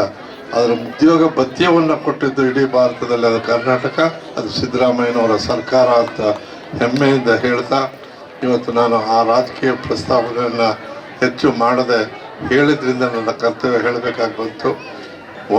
ಇಡೀ ಭಾರತದಲ್ಲಿ ಅಥವಾ ಪ್ರಪಂಚದಲ್ಲಿ ಅತಿ ಹೆಚ್ಚು ಮಹಿಳೆಯರು ಪ್ರವಾಸ ಮಾಡಿರ್ತಕ್ಕಂಥದ್ದು ಅಂದರೆ 600 ಕೋಟಿಗೂ ಹೆಚ್ಚು ಜನ ಮಹಿಳೆಯರು ಇವತ್ತು ಬಸ್ಸಲ್ಲಿ ಪ್ರಯಾಣ ಮಾಡಿ ಆ ರೆಕಾರ್ಡು, ಗೋಲ್ಡನ್ ಬುಕ್ಸ್ ಆಫ್ ರೆಕಾರ್ಡಲ್ಲಿ ಇವತ್ತು ಅದು ನಮೂದಾಗಿದೆ ಅಂತ ಹೇಳೋದಕ್ಕೆ ಹೆಮ್ಮೆ ಆಗ್ತದೆ. ಅದೇ ರೀತಿ ಇದನ್ನು ಬಿಟ್ಟಿ ಭಾಗ್ಯ ಅಂತ ಹೇಳ್ತಾರೆ, ಆದರೆ ಇದು ಬಿಟ್ಟಿ ಭಾಗ್ಯ ಅಲ್ಲ, ಮಹಿಳೆಯರ ಸಬಲೀಕರಣಕ್ಕೆ ಕೊಟ್ಟಿರ್ತಕ್ಕಂಥದ್ದು ಅನ್ನೋದನ್ನು ಜ್ಞಾಪಿಸ್ತಾ, ಇವತ್ತು ಮಹಿಳೆಯರ ಕೈಗೆ ಹಣ ಕೊಟ್ಟರೆ ಅದು ರೊಟೇಷನ್ ಆಗೋದ್ರಿಂದ ಮತ್ತೆ ಟ್ಯಾಕ್ಸ್ ರೀತಿಯಲ್ಲಿ ಸರ್ಕಾರಕ್ಕೂ ಬಂದು ಇವತ್ತು ಇಡೀ ಭಾರತದಲ್ಲಿ ತಲೆ ಆದಾಯದಲ್ಲಿ ಭಾರತ ಪ್ರಥಮ ಇದೆ. ಮತ್ತು GSTನಲ್ಲಿ ಅತಿ ಹೆಚ್ಚು GST ಕೊಡುವ ರಾಜ್ಯ ಅಂದರೆ ಅದು ಕರ್ನಾಟಕ ಆಗಿರ್ತಕ್ಕಂಥದ್ದು. ಅಭಿವೃದ್ಧಿಗೂ ಕೂಡ ಅವಕಾಶ ಆಗಿದೆ ಅಂತಕ್ಕಂಥದ್ದನ್ನು ಹೇಳಿ ನಾನು ಇನ್ನು ಹೆಚ್ಚಿಗೆ ಮಾತನಾಡಿದೆ. ಎಲ್ಲ ಮಾತನಾಡಿದಂಥವರು ಈ ಲಕ್ಷ್ಮೀ ದೇವಿಯ ಕೃಪಾ ಕಟಾಕ್ಷ ಮತ್ತು ಈ ದೇವಿ ಏಕಾಯಿತು ಅನ್ನೋದ್ರ ಬಗ್ಗೆ ಮಂಜೇಗೌಡರು ಹೇಳಿದ್ದಾರೆ. ನಾನು ಮತ್ತೆ ಮಾತಾಡೋಕ್ಕೆ ಹೋಗಲ್ಲ. ಒಂದಂತೂ ಸತ್ಯ, ಯಾವ ಧರ್ಮದಲ್ಲೂ ಕೂಡ ಇನ್ನೊಂದು ಧರ್ಮವನ್ನು ದ್ವೇಷ ಕೇಳಿಲ್ಲ. ಅದು ಹಿಂದೂ ಧರ್ಮ ಇರ್ಬೋದು, ಮುಸಲ್ಮಾನರು ಇರ್ಬೋದು, ಕ್ರಿಶ್ಚಿಯನ್ರು ಇರ್ಬೋದು, ಬೌದ್ಧರು ಇರ್ಬೋದು, ಎಲ್ಲರೂ ಕೂಡ ಹೇಳೋದು ಒಂದೇ, ನಾವು ಸಹಬಾಳ್ವೆ, ಎಲ್ಲರನ್ನು ಮನುಷ್ಯ ರೀತಿಯಲ್ಲಿ ನೋಡುವಂಥ ಪ್ರಯತ್ನವನ್ನು ಮಾಡಬೇಕು ಅನ್ನೋದೇ ಪ್ರೀಚಿಂಗ್ಸ್ ಇರ್ತಕ್ಕಂಥದ್ದು. ಆ ದೃಷ್ಟಿಯಲ್ಲಿ ಮಾನ್ಯ ರವಿ ಅವರು ನಾನು ಹಿಂದೂ ಸಮಾಜ ಕಟ್ತೇನೆ ಅಂತ ಹೇಳಿದ್ರು, ನನ್ನ ಬರೀ ಹಾಲು ಮತ ಸಮಾಜಕ್ಕೆ ಸೀಮಿತ ಮಾಡಿದ್ರು. ಇದ್ದಿದ್ರೆ ಹೇಳ್ತಿದ್ದೆ, ನಾನು ಒಂದು ಸಮಾಜಕ್ಕೆ ಸೀಮಿತವಾಗಿಲ್ಲ, ಇಡೀ ರಾಜ್ಯದ ಸಮಾಜದ ಚಿಂತನೆ ಮಾಡ್ತಕ್ಕಂಥವ್ನು ಅಂತ ಹೇಳಿ, ಯಾಕೆಂದರೆ ಅವರಿದ್ದಾಗ ಹೇಳಬೇಕಾಗಿತ್ತು. ಆದರೂ ಆ ಮಾತಿಗೆ ಉತ್ತರವನ್ನು ಕೊಟ್ಟು ಭಾಳ ಸಂತೋಷದಿಂದ ಗುರುಗಳ ಬಿಡ್ತೀನಿ, ಇಟ್ಕೋಬೇಡ, ಆಮೇಲೆ ಹೊಡೆಯೋಕೆ ಬಿಟ್ಬಿಡ್ತೀನಿ ಮೇಗೂ, ಇಷ್ಟನ್ನೇ ಹೇಳಿ ತಮ್ಮೆಲ್ಲರಿಗೂ ಊಟ ಮಾಡಿರೋರ್ಗೂ ದೇವ್ರು ಒಳ್ಳೇದು ಮಾಡಲಿ, ಊಟಕ್ಕೆ ಹೋಗಿರೋರ್ಗೂ ಒಳ್ಳೇದು ಮಾಡಲಿ, ನಿಮ್ಗೆ ಒಳ್ಳೇದು ಮಾಡಲಿ ಅಂತ ಹೇಳಿ ನಾನು ಮಾತು ಮುಗಿಸ್ತೀನಿ. ನಮಸ್ಕಾರ. ಈಶ್ವರ ಮಹಾರಾಜ್ ಕಿ. ಕುರುಬರು ಕೂಗಿದ್ರೆ ಕೈಲಾಸಕ್ಕೆ ಕೇಳ್ಬೇಕಂತೆ, ಅಂಪಾಪುರಕ್ಕೆ ಕೇಳಲಿಲ್ಲ. ಜಗದ್ಗುರು ರೇವಣ ಸಿದ್ದೇಶ್ವರ ಮಹಾರಾಜ್ ಕಿ. ಶ್ರೀ ಬೀರಲಿಂಗೇಶ್ವರ ಸ್ವಾಮಿ ಮಹಾರಾಜ್ ಕಿ. ಶ್ರೀ ಮೈಲಾರಲಿಂಗೇಶ್ವರ ಸ್ವಾಮಿ ಮಹಾರಾಜ್ ಕಿ. ಸಂತ ಭಕ್ತ ಕನಕದಾಸ್ ಸ್ವಾಮಿ ಮಹಾರಾಜ್ ಕಿ. ನಮ ಶಿವಾಯ ಸಾಂಬಾಯ ಹರಯೇ ಪರಮಾತ್ಮನೆ ಪ್ರಣತಃ ಪಾಪನಾಶಾಯ ಬೀರಲಿಂಗೇಶಾಯ ನಮೋ ನಮಃ. ಕಳ್ಳತನವ ಮಾಡಿ ಒಡಲು ಒರೆಯಲು ಬೇಡ, ಉಳ್ಳವನು ನಾನೆಂದು ಉಬ್ಬಬೇಡ, ದೊರೆತನವು ಬಂದಾಗ ಕೆಟ್ಟ ನುಡಿಯಲು ಬೇಡ, ಸಿರಿವಂತ ಕಾಲಕ್ಕೆ ಬಲು ಮೆರೆಯಬೇಡ, ಸಿರಿವಂತನಾದರೆ ಕರೆದು ದಾನವ ಮಾಡು. ಎಲ್ಲರೂ ಮಾಡುವುದು ಹೊಟ್ಟೆಗೆ, ಬಟ್ಟೆಗೆ, ತುತ್ತು ಹಿಟ್ಟಿಗೆ. ನಮ್ಮೆಲ್ಲರ ಆರಾಧ್ಯ ದೈವ ಜಗದ್ಗುರು ರೇವಣ ಸಿದ್ದೇಶ್ವರರ ಸನ್ನಿಧಿಯಲ್ಲಿ, ಕುಲದೈವ ಬೀರಲಿಂಗೇಶ್ವರ ಸ್ವಾಮಿಯ ಸನ್ನಿಧಿಯಲ್ಲಿ ಸಂತ ಭಕ್ತ ಕನಕದಾಸರನ್ನ ಸ್ಮರಣೆ ಮಾಡಿ, ಅಂಪಾಪುರ ಗ್ರಾಮದಲ್ಲಿ ನೂತನವಾಗಿ ನಿರ್ಮಾಣಗೊಂಡಿರುವಂಥ ಲಕ್ಕಮ್ಮ ದೇವಿ ದೇವಾಲಯದ ಪ್ರಾರಂಭೋತ್ಸವ, ಕಳಸಾರೋಹಣ, ಈ ಎಲ್ಲ ಧಾರ್ಮಿಕ ಕಾರ್ಯಕ್ರಮದ ಈ ಸುಂದರ ಸಭೆಯಲ್ಲಿ ಸಭೆಯನ್ನು ಉದ್ಘಾಟಿಸಿ ತಮ್ಮೆಲ್ಲರನ್ನು ಉದ್ದೇಶಿಸಿ ಮಾತನಾಡಿದಂಥ ನಮ್ಮ ಸಮಾಜದ ಹಿರಿಯ ಮುಖಂಡರು, ಮಾಜಿ ಸಚಿವರು ಆಗಿರುವಂಥ ಎಚ್.ಎಂ. ರೇವಣ್ಣ ಅವರೇ, ವೇದಿಕೆ ಮೇಲೆ ಕುಳಿತಿರುವಂಥ ಎಲ್ಲ ಆಹ್ವಾನಿತ ಗಣ್ಯರೇ, ಭಾಗವಹಿಸಿರುವಂಥ ಸಮಸ್ತ ಬಂಧುಗಳೇ, ಗ್ರಾಮಸ್ಥರೇ. ಅಂಪಾಪುರ ಗ್ರಾಮಕ್ಕೊಂದು ವಿಶೇಷತೆ ಇದೆ. ಯಾವ ಸುವರ್ಣಾಕ್ಷರಗಳಲ್ಲಿ ವಿಜಯನಗರ ಸಾಮ್ರಾಜ್ಯವನ್ನು ಸ್ಥಾಪನೆ ಮಾಡಿದಂಥ ಅಕ್ಕಪಕ್ಕರ ಏನು ಹಂಪಿ ಇದೆಯಲ್ಲ, ಆ ಹಂಪಿಯಿಂದ ಬಂದಂಥ ಜನ ನೀವು. ಆ ಹಂಪಿ ಭಾಗದಿಂದ ಈ ಭಾಗಕ್ಕೆ ಬಂದು ಇಲ್ಲಿ ವಿರೂಪಾಕ್ಷ ದೇವಸ್ಥಾನ ಇದೆ. ವಿರೂಪಾಕ್ಷ ದೇವಸ್ಥಾನವನ್ನ ನೆನಪಿಗೋಸ್ಕರ ನಿರ್ಮಾಣ ಮಾಡಿಕೊಂಡು ತಾಯಿ ಲಕ್ಕಮ್ಮನನ್ನು ಕೂಡ ಜೊತೆಗೆ ಕರ್ಕೊಂಡು ಬಂದಿರುವಂಥವ್ರು. ಆದ್ರಿಂದ ಹಂಪಿಯ ವೈಭವವನ್ನ ಈ ಒಂದು ಗ್ರಾಮ ನೆನಪಿಸ್ಕೊಡುತ್ತೆ. ಅದಕ್ಕೆ ಅಂಪಾಪುರ ಅಂತ ಹೆಸರು ಇದಕ್ಕೆ. ನಾನು ಬರುವಾಗ ರಸ್ತೆಯಲ್ಲಿ ಗಮನಿಸಿದೆ, ಅಲ್ಲೊಂದು ಊಟದ ಹಾಲಿದೆ. ಆ ಊಟದ ಹಾಲನ್ನ ಬಹಳ ಚೆನ್ನಾಗಿ ಮಾಡಿದ್ದೀರ. ಅಂದ್ರೆ ಸುಮಾರು ಒಂದು 1000 ಜನ ಕೂತ್ಕೊಂಡು ಊಟ ಮಾಡೋ ತರ ವ್ಯವಸ್ಥೆ ಮಾಡಿದ್ದೀರ ಭೋಜನಕ್ಕೆ. ಅದು ಓಕೆ, ಅದು ಪ್ರಸಾದ ಆಗ್ಲೇಬೇಕು ಅಂತ. ಆದ್ರೆ ಈ ಜ್ಞಾನದಾಸೋಹ ಮಂಟಪದಲ್ಲಿ ಚೇರುಗಳು ಹಾಕಿಲ್ಲ ನೀವು. ಆಮೇಲೆ ಇಲ್ಲಿ ಜನ ಇಲ್ಲ, ಅಲ್ಲಿ ಬಹಳ ಜನ ಇದ್ದಾರೆ. ನೀವು ಯಾವುದಕ್ಕೆ ಆದ್ಯತೆ ಕೊಡಬೇಕಿತ್ತು ಅಂತ ಹೇಳಿದ್ರೆ ಜ್ಞಾನದಾಸೋಹಕ್ಕೆ ಆದ್ಯತೆ ಕೊಡಬೇಕಿತ್ತು. ಅನ್ನದಾಸೋಹ ಆಮೇಲೆ. ಯಾಕೆ ಅಂತ ಕೇಳಿ, ಅನ್ನದಾನ ಬಹಳ ದೊಡ್ಡ ದಾನ. ಅನ್ನದಾನಂ ಪರಂ ದಾನಂ. ಎಲ್ಲ ದಾನಗಳಿಗಿಂತ ಬಹಳ ದೊಡ್ಡ ದಾನ ಯಾವುದಪ್ಪ ಅಂದ್ರೆ ಅನ್ನದಾನ. ಅದಕ್ಕಿಂತಲೂ ಇನ್ನೂ ಶ್ರೇಷ್ಠವಾಗಿರೋ ದಾನ ಯಾವುದು ಅಂತ ಹೇಳಿದ್ರೆ ವಿದ್ಯಾದಾನ. ಅನ್ನದಾನಂ ಅತಃ ಪರಂ. ಅನ್ನೇನ ಕ್ಷಣಿಕಾ ತೃಪ್ತಿ ಯಾವ ಜೀವಂಚ ವಿದ್ಯೆಯ ಅಂದ್ರು. ಈಗ ಎಲ್ಲೋ ಊಟ ಮಾಡಿದಾರಲ್ಲ, ಅವರು ಸಾಯಂಕಾಲ ಮತ್ತೆ ಊಟ ಮಾಡಲೇಬೇಕು. ಯಾಕೆಂದ್ರೆ ಅನ್ನೇನ ಕ್ಷಣಿಕಾ ತೃಪ್ತಿ. ಈ ಊಟ ಮಾಡಿದ್ದಿಲ್ಲ ಮತ್ತೆ ಹಸಿವಾಗತ್ತೆ, ಸಾಯಂಕಾಲ ನಾಳೆ ಬೆಳಿಗ್ಗೆ ಮತ್ತೆ ಹಸಿವಾಗತ್ತೆ. ಅನ್ನೇನ ಕ್ಷಣಿಕಾ ತೃಪ್ತಿ. ಆದ್ರೆ ವಿದ್ಯೆ ಇದೆಯಲ್ಲ, ನಮ್ಮ ಬದುಕು ಇರೋವರೆಗೂ ಕೂಡ, ನಮ್ಮ ಜೀವನ ಇರುವವರೆಗೂ ಕೂಡ ನಮ್ಮ ಜೊತೆಯಲ್ಲೇ ಇರುವಂಥದ್ದು ಜ್ಞಾನ ಅಂತ ಹೇಳಿ. ಅದಕ್ಕೆ ಜ್ಞಾನಕ್ಕೆ ಮಹತ್ವ ಕೊಡಬೇಕು ಅಂತ. ನೀವು ತರಳಬಾಳ ಹುಣ್ಣಿಮೆ ನೋಡ್ತೀರಾ, ತರಳಬಾಳ ಹುಣ್ಣಿಮೆ ಕಾರ್ಯಕ್ರಮ ಐತೆ, ಅಲ್ಲಿ ಅವ್ರು ಊಟ ಕೊಡಲ್ಲ ಸ್ವಾಮಿಗಳು. ಯಾರು ಹೋಗಿದ್ದೀರಾ? ಹೋದ್ರೆ ನೆನಪಿದೆ ನಿಮಗೆ. ಈ ಊರಿಂದ ಯಾರಾದ್ರೂ ತರಳಬಾಳ ಹುಣ್ಣಿಮೆಗೆ ಹೋಗಿದ್ರೆ ನೆನಪಿದೆ, ಅವ್ರು ಊಟ ಕೊಡಲ್ಲ. ನಮ್ಮ ಮಠದಲ್ಲಿ ನಾವು ಊಟ ಕೊಟ್ಟು ಕಾರ್ಯಕ್ರಮ ಮಾಡಿ ಬಯಸ್ಕೋಬೇಕು ನಾವು. ಯಾರಿಗೂ ಊಟ ಸಿಕ್ಕಿಲ್ಲ ಅಂದ್ರೆ ಬೈದೆ ಹೋಗೋದು ಮನೆಗೆ. ಆದ್ರೆ ಅಲ್ಲಿ ಅವರ ತರಳಬಾಳ ಹುಣ್ಣಿಮೆ ಕಾರ್ಯಕ್ರಮದಲ್ಲಿ ನಮ್ಮ ಸಾಧು ವೀರಶೈವ ಸಮಾಜದವರು ಊಟ ಕೊಡಲ್ಲ, ಜ್ಞಾನ ಕೊಡ್ತಾರೆ. ಇಲ್ಲಿವರೆಗೂ ಕೂಡ ಅವರು ಯಾವುದನ್ನು ಆ ಮಠದ ಬಗ್ಗೆ ಮಾತನಾಡಿಲ್ಲ. ಅಂದ್ರೆ ನಾವು ಯಾವುದಕ್ಕೆ ಆದ್ಯತೆ ಕೊಡಬೇಕಾಗಿತ್ತು ಅಂತ ಹೇಳಿದ್ರೆ ಜ್ಞಾನಕ್ಕೆ ಆದ್ಯತೆ ಕೊಡಬೇಕಾಗಿತ್ತು ಅಂತ ಹೇಳಿ. ಇಲ್ಲಿ ಮೇಲೆ ಕುಳಿತಿರುವಂತ ಗಣ್ಯರು, ಸ್ವಾಮಿಗಳು, ಸಾಹಿತಿಗಳು ಅವ್ರು ಏನ್ ಮಾತನಾಡ್ತಾರೆ, ನಮ್ಮ ಇತಿಹಾಸ ಏನು, ನಮ್ಮ ಸಂಸ್ಕೃತಿ ಏನು, ನಮ್ಮ ಪರಂಪರೆ ಎಂತಹದ್ದು, ಇವೆಲ್ಲವನ್ನು ಕೂಡ ನಾವು ಆಗಿಂದಾಗೆ ಅವಲೋಕನ ಮಾಡ್ತಾ ಹೋದಾಗ ಮಾತ್ರ ನಾವು ನಮ್ಮ ಸಂಸ್ಕೃತಿಯ ಬಗ್ಗೆ ತಿಳ್ಕೊಳ್ತೀವಿ, ನಾವು ಮುಂದಕ್ಕೆ ಹೋಗ್ಲಿಕ್ಕೆ ಅವಕಾಶ ಆಗುತ್ತೆ ಹಾಗೆ ಅಂತೇಳಿ. ಅಂತ ಒಂದು ಪ್ರಯತ್ನ ಆಗ್ಲಿ ಅನ್ನುವಂಥದ್ದನ್ನ ನಾನು ಹೇಳಲಿಕ್ಕೆ ಅಷ್ಟೇ ಬಯಸ್ತೀನಿ. ರೇವಣ್ಣವರು ಬಹಳ ವಿಶೇಷವಾಗಿ ಮಾತನಾಡಿದ್ದಾರೆ. ಈ ದೇವಾಲಯದ ನಿರ್ಮಾಣ ಬಹಳ ಮುಖ್ಯ, ಅದ್ರ ಜೊತೆಗೆ ಪೂಜಾ ವಿಧಿವಿಧಾನಗಳು ಬಹಳ ಮುಖ್ಯ ಅನ್ನುವಂಥ ಮಾತನ್ನು ಹೇಳಿದ್ದಾರೆ. ಅದರಿಂದ ಇಲ್ಲಿ ದೇವಾಲಯ ನಿರ್ಮಾಣ ಏನೋ ಆಗಿದೆ, ತುಂಬಾ ಚೆನ್ನಾಗಿ ನಿರ್ಮಾಣ ಮಾಡಿದ್ದೀರ. ಇಷ್ಟು ದೊಡ್ಡ ದೇವಸ್ಥಾನ ಸುಮಾರು ಒಂದು 2 ಎಕರೆಯಲ್ಲಿ ಕಟ್ಬೇಕಿತ್ತಾನೆ ನೀವು. ಅದ್ರ ಲಕ್ಕಮ್ಮ ಊರೊಳಗಡೆ ಇದ್ದಾಳೆ. ಆ ದೇವರು ಊರಿಂದ ಹೊರಗೆ ಹೋಗಲ್ಲ, ನೀವೂ ಊರಿಂದ ಹೊರಗೆ ಹೋಗಕ್ಕೆ ಇಷ್ಟಪಡಲ್ಲ. ಸೊ ಅದರಿಂದ ಬಹಳ ಇಕ್ಕಟ್ಟಿನ ಜಾಗದಲ್ಲೂ ಕೂಡ ಬಹಳ ಸುಂದರವಾಗಿ ದೇವಾಲಯ ನಿರ್ಮಾಣ ಆಗಿದೆ. ಆ ತಾಯಿ ಇವತ್ತು ಒಳಗಡೆ ಪ್ರತಿಷ್ಠಾಪನೆಗೊಂಡಿದ್ದಾಳೆ. ಒಂದು ಮಾತಿದೆ, ಕೆಟ್ಟ ಮಗ ಹುಟ್ಟಿದ್ರು ಹುಟ್ಟುತ್ತಾನಂತೆ, ಕೆಟ್ಟ ತಾಯಿ ಹುಟ್ಟಲ್ಲ ಅಂತ ಹೇಳಿ ಶಂಕರಾಚಾರ್ಯರು ಮಾತನ್ನ ಹೇಳಿದ್ದಾರೆ. ಯಾಕೆಂದ್ರೆ ಮಗ ಬೇರೆಯವರ ಸಹವಾಸದಲ್ಲಿ ಮಗ ಕೆಟ್ಟವನಾಗ್ಬೋದು, ಆದ್ರೆ ತಾಯಿ ಕೆಟ್ಟವಳಾಗೋದಿಲ್ಲ. ನಮ್ಮೆಲ್ಲರನ್ನೂ ಜೋಪಾನ ಮಾಡುವಂತ, ನಮ್ಮೆಲ್ಲರನ್ನೂ ರಕ್ಷಣೆ ಮಾಡುವಂತ ಹೊಣೆಗಾರಿಕೆ ಆ ತಾಯಿಯ ಮೇಲೆ ಇದೆ ಹಾಗೆ ಅಂತೇಳಿ. ಅಂತ ಲಕ್ಕಮ್ಮ, ಅದು ಲಕ್ಷ್ಮಮ್ಮ ಅಂತ, ಅದು ಅಪಭ್ರಂಶವಾಗಿ ಲಕ್ಕಮ್ಮ ಆಗ್ಬಿಟ್ಟಿದೆ. ಅದು ಆಕ್ಚುಲಿ ಲಕ್ಷ್ಮಿ. ಯಾಕೆ ಲಕ್ಷ್ಮಿ ಅನ್ನೋದು ಏನಾಯ್ತು, ನಮ್ಮ ಜನರ ಬಾಯಿಯಲ್ಲಿ ಬರ್ಲಿಲ್ಲ, ಲಕ್ಷ್ಮಮ್ಮ ಅಂತ ಬರ್ಲಿಲ್ಲ, ಲಕ್ಕಮ್ಮ ಅಂತ ಈಸಿ ಆಯ್ತು. ಅದಕ್ಕೆ ಲಕ್ಕವ ಅಂತ, ಅಟ್ಟಿ ಲಕ್ಕವ ಅಂತ ಹೆಸರಿಕೆಗೆ. ಅಂದ್ರೆ ಕುರುಬರಟ್ಟಿಯಲ್ಲಿ ಲಕ್ಷ್ಮಿ ಇದ್ದಿದ್ರಿಂದ ಅಟ್ಟಿ ಲಕ್ಕವ ಅಂತ ಹೇಳಿದ್ರು ಅಂತ. ಅದರಿಂದ ಎಲ್ಲರಿಗೂ ಲಕ್ಷ್ಮಿ ಬೇಕು. ಹಂಪಾಪುರದಲ್ಲಿಗೂ ಸ್ವಲ್ಪ ಎಲ್ಲ ನೀವೆಲ್ಲ ವಿಜಯನಗರ ಕಾಲದಲ್ಲಿ ಇದ್ದಂತ ನೀವೆಲ್ಲ ಶ್ರೀಮಂತರ. ಸ್ವಲ್ಪ ಹಂಪಾಪುರದಲ್ಲಿ ತಾಯಿ ಲಕ್ಷ್ಮಿ ನೆಲೆಗೊಂಡಿರುವಂತಹ ಒಂದು ಸನ್ನಿವೇಶ. ಕಳಸಾರೋಹಣಕ್ಕೆ ಇಲ್ಲಿವರೆಗೂ ಕಾದಿದ್ದು ನೀವು ಯಾರಾದ್ರೂ ಮಾಡ್ಬೋದಿತ್ತು. ಅದಕ್ಕೊಂದು ಸನ್ನಿವೇಶ ಹೇಳ್ತೀನಿ ಕೇಳಿ ನಿಮ್ಗೆ. ಈ ಕಳಸ ಇಟ್ಟವರು ಸಾಯ್ತಾರೆ ಅಂತ ಇದೆ. ನಾನು ಒಂದು ದೇವಸ್ಥಾನಕ್ಕೆ ಹೋಗಿದ್ದೀಗೇನೆ, ಬಹಳ ವಯಸ್ಸಾಗಿದೆ, ಒಂದು ಅಜ್ಜನ ಮೇಲೆ ಓಡಿಸ್ಬಿಟ್ರು ಕಳಸನ. ಆ ಅಜ್ಜನಿಗೆ ಅಷ್ಟು ಎತ್ತರಕ್ಕೆ ಹತ್ತಕ್ಕೆ ಆಗ್ತಾ ಇಲ್ಲ, ಈ ಹುಡುಗರು ಬಿಡಕ್ ತಯಾರಿಲ್ಲ. ನಾನು ಅಲ್ಲೇ ಗಮನಿಸಿದೆ, ಹುಡುಗರ ಹೋಗಿ ಇಷ್ಟು ದೊಡ್ಡ ಕಳಸನ ವಯಸ್ಸಾದ ಆ ತಾತನ ಮೇಲೆ ಒರೆಸಿದಿರಲ್ಲ, ಅವನಿಗೆ ನಡೆಯಕ್ಕೆ ಆಗಲ್ಲ. ಪಾಪ ವಯಸ್ಸು ಬೇರೆ, ಕಾಲಲ್ಲಿ ಶಕ್ತಿ ಇಲ್ಲ, ತಲೆ ಮೇಲೆ ದೊಡ್ಡ ಕಳಸ ಇಟ್ಬಿಟ್ಟಿದಿರಲ್ಲ, ಯಾಕೆ ನೀವೇ ಅದು ಹೊತ್ಕೊಳಕ್ ಆಗ್ತಿರ್ಲಿಲ್ವೇ ಅಂದೆ ನಾನು. ಇಲ್ಲ ಬುದ್ಧಿ, ಸಾಯ್ತಾನೆ ಅವನೇ ಸಾಯ್ಲಿ ಅಂತ ಅವರು. ಸಾಯ್ತಾನೆ, ಆ ತಾತನೇ ಸಾಯಲಿ ಅಂತೇಳಿ. ಆಮೇಲೆ ನನ್ಗೆ ಇದು ಎಂತ ಮೂಢನಂಬಿಕೆ ಅಂದ್ರೆ, ಈಗ ನಾವು 100 ಕಳಸಗಳನ್ನ ಪ್ರತಿಷ್ಠಾಪನೆ ಮಾಡಿದೀವಿ ಅಂದ್ರೆ ಯಾವುದೋ ಒಂದು ಸಂದರ್ಭ ಅಲ್ಲಿ ಮೇಲೆ ಕಳಸ ಇಡುವಾಗ ಯಾರೋ ಬಿದ್ರು ಅನ್ನೋ ಕಾರಣಕ್ಕಾಗಿ ಪ್ರಾಣ ಬಿಟ್ರು ಅನ್ನೋದು ಅದೇನಾಯ್ತು, ಅದು ಮೂಢನಂಬಿಕೆ.